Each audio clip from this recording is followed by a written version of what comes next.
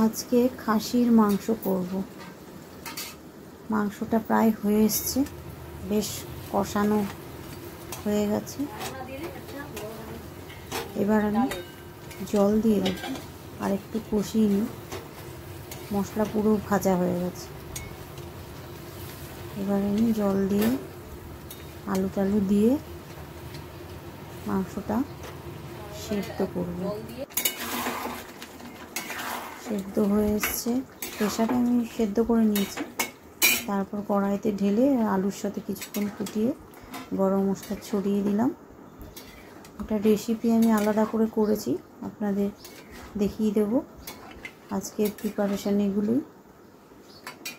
এটা হয়ে গেলেই আমি নামিয়ে নিয়ে খেতে বসে যাব।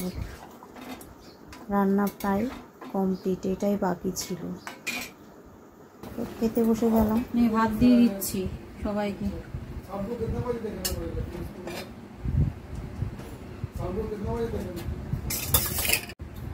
কুমড়ো ভাজা দিচ্ছি ডালের সঙ্গে। তুই খাবি? হ্যাঁ। খাবি না? তোকেও দিয়ে দিচ্ছি কচুর তরকারি।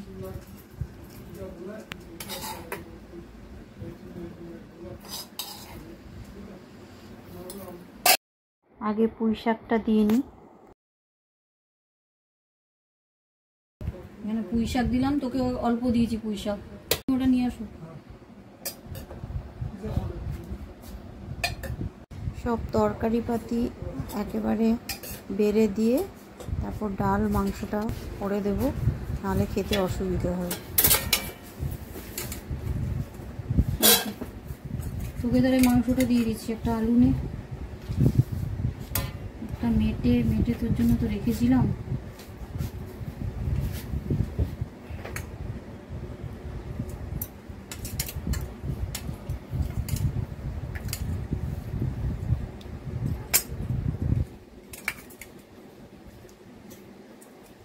দেখ, বুঝতে তো পারছি না কিছু।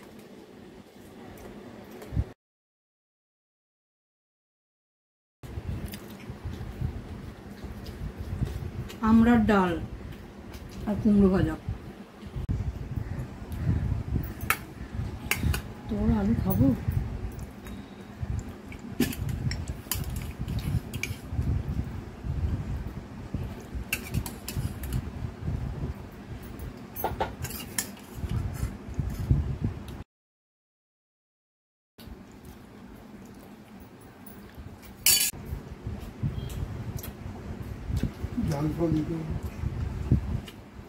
ঝাল তো ঠিকই আছে, রান্না তো এক ক্লাস রান্না হয়েছে।